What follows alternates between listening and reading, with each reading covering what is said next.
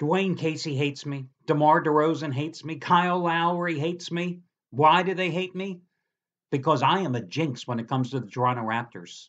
The Toronto Raptors have won 12 of their last 14 games. The only two games they have lost in that stretch, at LA against the Clippers, last night against the Dallas Mavericks, it's because I had top-rated 15 dime best bets both occasions on the Raptors.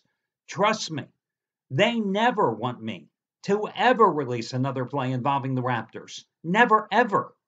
You know that phrase, a stop clock is right twice a day?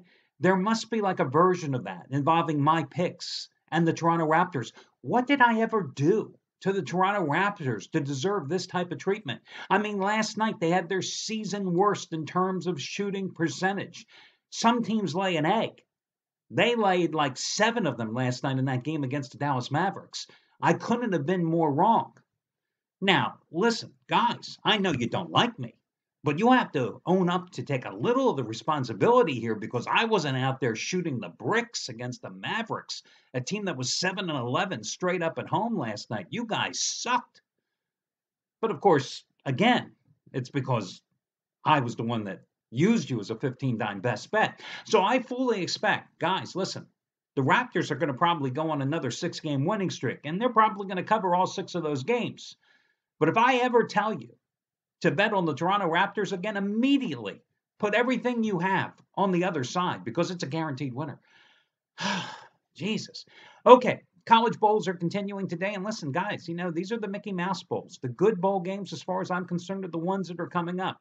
I'm going to give you a couple of selections here tonight as I'm going to take a look at the 2 late bowl games, those between Arizona and Purdue and Texas and Missouri, because as far as I'm concerned, these Mickey Mouse Bowl games, they have some good matchups. They should be entertaining games, but each of these teams have some warts, have some blemishes, and they make those games pretty damn tough to handicap. So rather than go back in the NBA and lose again, I'm heading back to college basketball where I've won 4 straight top-rated 15 dime best bets and 6 in a row overall, or 5 in a row overall, and that's where I'm going to find my money tonight. Now, if you're looking for a college bowl winner, I suggest you turn to either Tommy Brunson or Matt Rivers because they are on red-hot rolls. Brunson followed that NFL sweep this weekend where he improved to a perfect 8-0 with the 150 dime NFL releases since joining the site back in September, with the 2-0 sweep this weekend with the Saints on Sunday and then the Steelers on Monday, by coming up with 75 dime college football winner number 12 out of 14, with Utah hammering West Virginia yesterday, which you got for over half price off. Tonight, 100 dime major wager number 7 out of 11 on some Purdue and Arizona. You get it for over half price off by using a coupon code LATE, L-A-T-E. And then Matt Rivers yesterday, improving, going back to last season with his 300,000 star college football winner number 6 out of 7 yesterday. Pretty easy one. Kansas State -6.5 over UCLA, 35-17. Josh Rosen didn't want to play, and the Bruins had no chance in that game. Tonight, 300,000 star college football winner number 7 out of 8. It's the Texas Bowl clash between Missouri and Texas. Kicks off at 9 o'clock Eastern Time. It's the last game in the College Bowl card tonight. You get it for over half price off by using the coupon code BAILOUT, B-A-L-L-B. Oh, God, it's freezing cold here in Philadelphia. It's like 17 degrees here. What am I doing in this godforsaken area? It's just because it's the holidays. Minute New Year's is over, I am out of this damn place. Bailout. Listen, you can spell it yourself. I'm not wasting my time. Let's get to the complimentary plays. Of course, naturally, last night, after losing with my best bet on Toronto, I cashed in with the San Antonio Spurs as the complimentary winner. Go figure. Anyway, let's get to the complimentary plays. I'm going to take a look at those 2 late bowl games. So if you happen to buy Matt or Tommy's plays, you can contrast them versus my complimentary plays on those games. Listen, I have been taking a look at this Arizona team. I followed them throughout the second half of the season. I probably watched their quarterback, Khalil Tate, more than anybody else out there watching this video report. I happened to see 4 games start to finish that he happened to play in this season, and he is a dynamic individual. Went 5-2 as a starter, a decent passer, a dynamic player in terms of his running ability, and let's face it, Rich Rodriguez probably saved his job by accident when his starting quarterback went down and he inserted Tate into the starting lineup. Now, he hurt his shoulder in the season finale against Arizona State, but he is fine for this game. Tate, 1,352 yards rushing, 1,289 yards passing, 21 touchdowns. But very interesting thing, in the final two games of the season, against Oregon and against Arizona State, both losses, only 22 carries for 60 yards. Now, part of that was because against Oregon, which was up in Eugene, the Ducks defenders were smart. They shut off the outside running lanes. They pinched their defenses, kept their containment into the center of the field, and did not allow Tate to break to the outside where he's most effective. In the Arizona State game, he got off to a great start. Arizona's got off to a great start in that game, had an 8-point lead at halftime.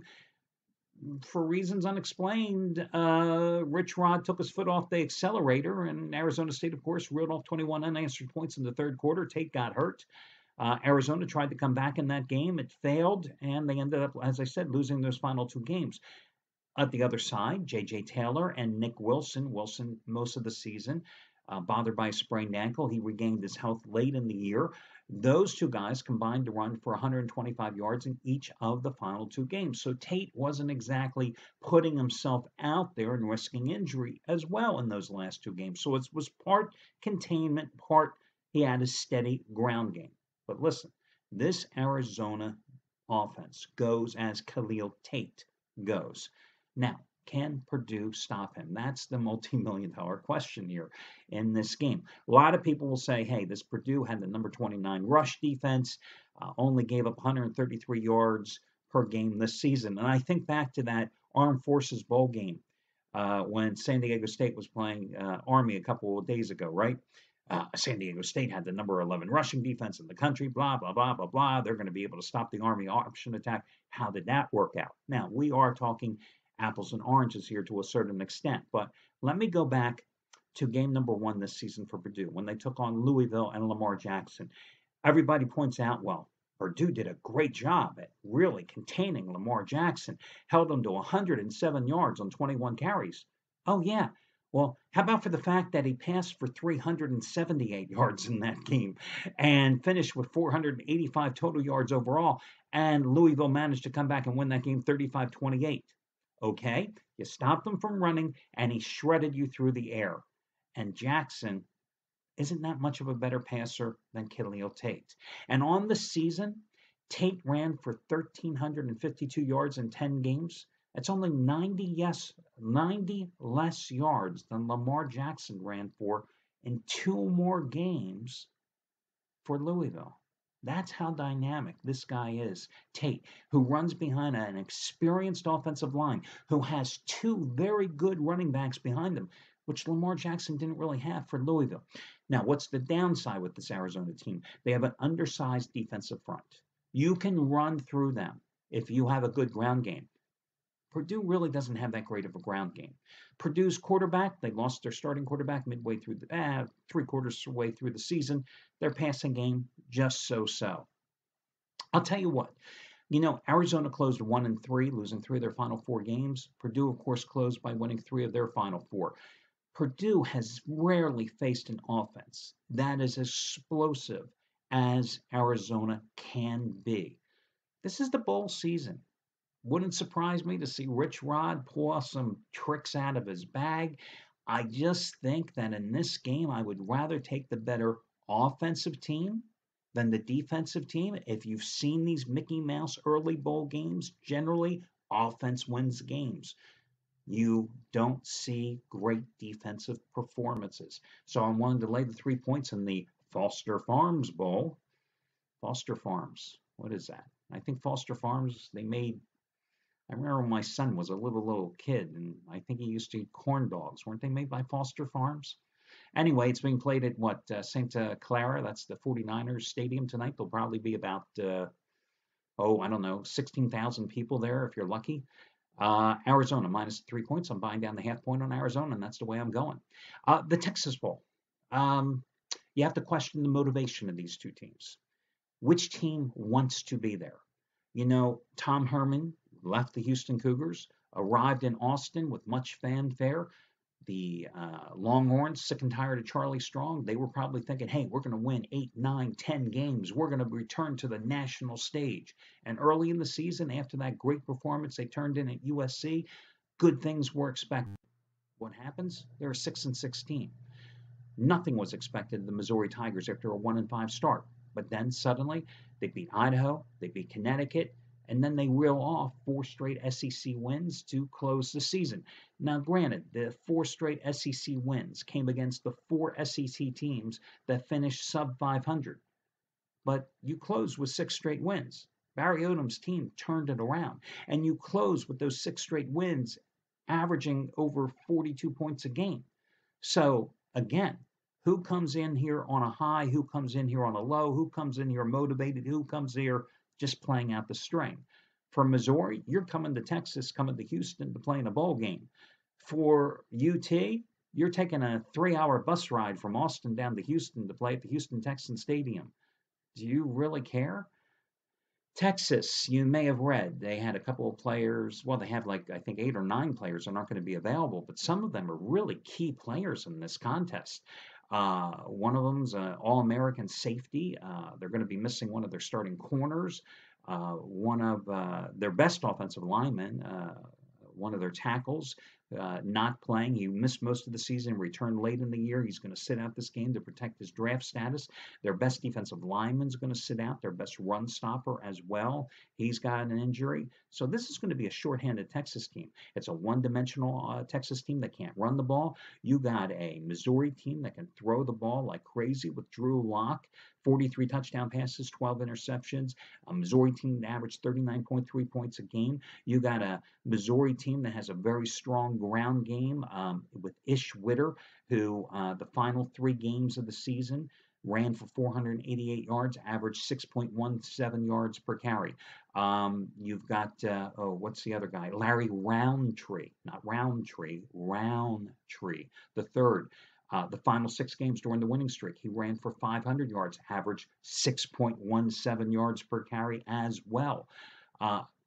Powerful 1-2 punch. Now, Texas has a good run defense, but they've got a lot of injuries. But with that secondary missing 2 key performers, I got to think Locke is just going to come out and throw the ball relentlessly here. Could be a high-scoring game, but listen, oh, by the way, in that 6-game winning streak, Drew Lock, 26 touchdowns, 5 interceptions, averaged 328 yards a game, and completed 63.2% of his passes. I'm not concerned with the way Missouri struggled in their season finale at Arkansas because they'd clinched their bowl win the week prior, or their bowl berth the week prior. I think it was a little bit of a letdown game. So I'm willing to go ahead and lay the 3 points with Missouri. And again, I'm buying down the half point in that particular game. So I like Missouri and Arizona, both as 3-point favorites in this game. And in both situations, I'm buying down the half point if that line is anywhere between 3 and 4.5 points. And that'll do it for this card. College basketball. Let me just quickly touch on a game here for you. Xavier and Marquette. The line is up to 3.5 to 4 points. For Xavier in this game is the road favorite in their Big East opener. You know, Marquette won both games last year. The season finale at Xavier, they won 95-84. At home, they won 83-61. You know, this Xavier team's dealt with a lot of injuries here over the past couple of weeks. Their top player, Blewett, has been in a shooting slump here of late. Marquette, yeah, they're a 3-loss team. They lost to Purdue by 15. They lost to Wichita State by 12. They lost to Georgia by 7. Xavier's only lost 1 game, that at Arizona State. ATS-wise, Xavier is certainly the better team. They've covered 17 of their last 21, 9 of their last 11 on the road. Marquette's in a 2-7 ATS slump. They've only covered twice in their last 8 home games. RPI-wise, Xavier's number 2. Marquette 65, KenPom.com. Xavier 16. Marquette is 49. Strength of schedule. Xavier 119 on KenPom.com. Marquette 164. All that being said, the one thing Marquette does, they are a very good 3-point shooting team. Not that Xavier isn't either, but Marquette is a damn good 3-point shooting team. They number 26 in the country in terms of hitting the 3 ball. 42% of their scoring comes from the three ball. And this is a team that's had Xavier numbered the past couple of years. Now, Xavier all season long has been a team hell-bent on revenge, and they've gotten it, okay? But they have not been playing well of late. They've had some injuries. You know, I was all set to take Xavier tonight because you look at that price and you go, oh my God, they've played great. They're a one-loss team. They're only a 3.5 to 4-point favorite. I got to jump on them. Is that a trap game? Is that a sucker's line? Because Marquette dominated them last year in both games. I think Marquette's the play. It's probably a better game just to stay away from, but I had handicapped the game. I considered it. Again, that's just one of those games you look on the board, and so when I say it's a trap game, I think it's a sucker's play, and I think it's more a game just to stay away from. So I wanted just to throw my thoughts into the arena on that one. Good luck, guys, and I'll talk to you again tomorrow when we do